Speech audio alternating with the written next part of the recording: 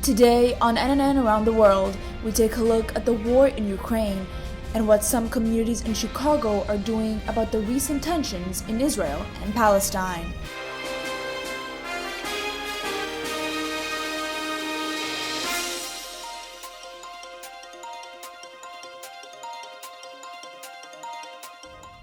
Hello and welcome to this week's episode of NNN Around the World, where we bring you the most recent international news from the world and our region. I'm Elena Khalkia. We begin today with the war in Ukraine. According to the United Nations, there have been nearly 3,000 civilian casualties since Russia invaded Ukraine in February.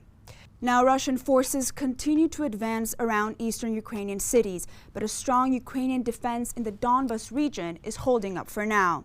At the same time, Russian forces are sending missile attacks on Kyiv and trying to fight the last Ukrainian troops in Mariupol.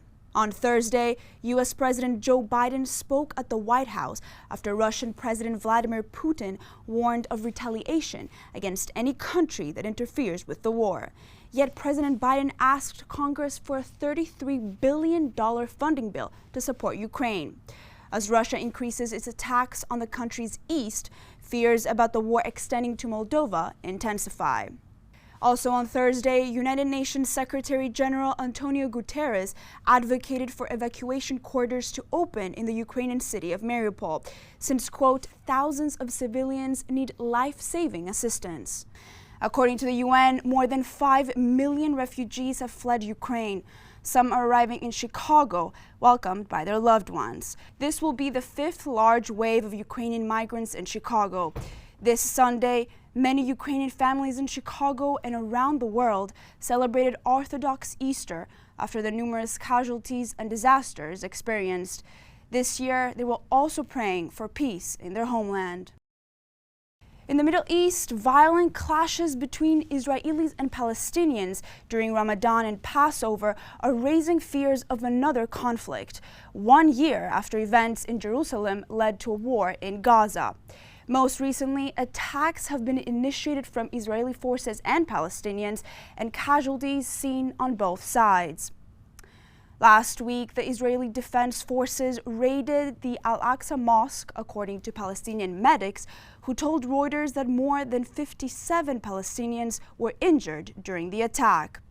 Palestinians are accusing Israel of restricting Muslim prayers at the mosque, but the Israeli police says the raid was in response to people throwing rocks and fireworks close to a Jewish worship area at the Western Wall. After this attack, Chicagoans marched on Michigan Avenue to protest the violence in Jerusalem and support Palestine. I spoke with protesters about their concerns regarding the conflict. Amid the escalated attacks between Israelis and Palestinians, Chicagoans took to the streets last Saturday in support of Palestine. We're marching for Palestine, out here to free it. They've been taking our territory, taking our land, and they've been out here doing a lot of nasty stuff to us, so we're out here to support our people. A sea of red, green, black, and white filled the streets at the intersection of Michigan Avenue and Ida B. Wells Drive. Protesters of different backgrounds chanting, "Free Palestine," demanding the U.S. and Israel take their hands off Jerusalem. As you can see behind me, there are hundreds of pro-Palestinian demonstrators marching up Michigan Avenue, protesting for the freedom of Palestine. Organized by the Chicago Coalition for Justice in Palestine, the rally also included speeches honoring the Palestinian lives lost and condemning Israel's violence against Palestinians in the Middle East. We're here marching for not Palestinian rights in general, but the rights of humans. The Palestinians at the end of the day are humans, which Israel doesn't portray in the media. Chicago is home to about 85,000 Palestinians, and SHIMAA is one of them. She's marching for her homeland here in Chicago, while her family is back in Palestine. It's devastating seeing what happens over there every single day, and that I can't be there, so this is as close as I can be, supporting my country. While Chicago protests against the violence, a United Nations human rights expert has called on the international community to urgently initiate both short and long-term steps to address the escalating tensions. Now for a COVID-19 update, the virus continues to spread to every continent. As you can see on this map from the World Health Organization, Europe is leading in new COVID-19 cases in the past week, with Germany exceeding 600,000 newly reported cases in the past 7 days. The United States, Australia, and Brazil are also seeing high number of cases, while China, for the first time in 2 years, is seeing the death toll rise on a daily basis. Now, more than 5 billion people have been vaccinated worldwide, which equals to nearly 67% of the world population. China, Australia, and most of South America and Europe are leading in vaccinations. Coming up, how President Biden's new border asylum rule will affect immigration from the South. How prepared is your family if a tornado shows up at your doorstep, or a flood, or a hurricane? You can't just turn away a natural disaster. That's why it's important to go to ready.gov/plan now. It has the tools and tips you need to make an emergency plan with your family. So if disaster comes knocking, let's go. You'll be ready to help keep your family safe. It's just a pizza. Yes. Make a plan today. Welcome back.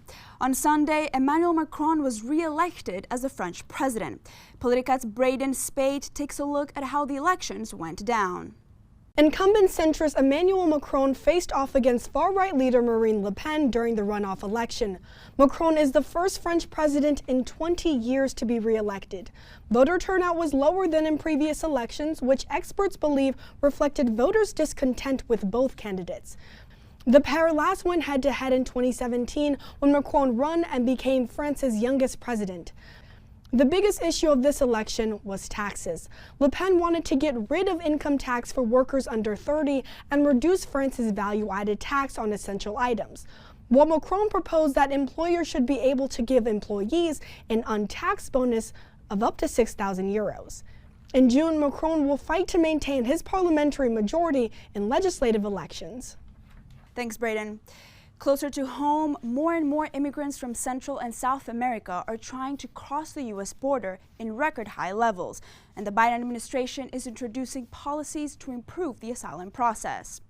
The Biden administration has decided to end a COVID-era border policy called Title 42, which allows border authorities to turn away migrants at the southern border. This was met with a lot of criticism from both Republicans and Democrats. At the same time, the administration is looking to implement new procedures which will give lower-level asylum officers the authority to grant asylum cases. The hope is it will speed up asylum proceedings and help more immigrants. Overall, this could be a very good thing for people who have meritorious asylum claims. That said, though, I think there is some concern about the accelerated timeline of these cases, and particularly, whether people are going to be prepared, whether they'll be able to assemble all the documentation that they'll need to make their case. According to U.S. officials, 170,000 migrants are waiting to cross the border if Title 42 is lifted, and some might be finding a new home in the diverse neighborhoods of Chicago. But there are still restrictions that might halt the lift. We will keep you updated on the developments. Now, while immigrants are crossing the border here in the U.S., Afghan women are finding a safe haven outside their homeland.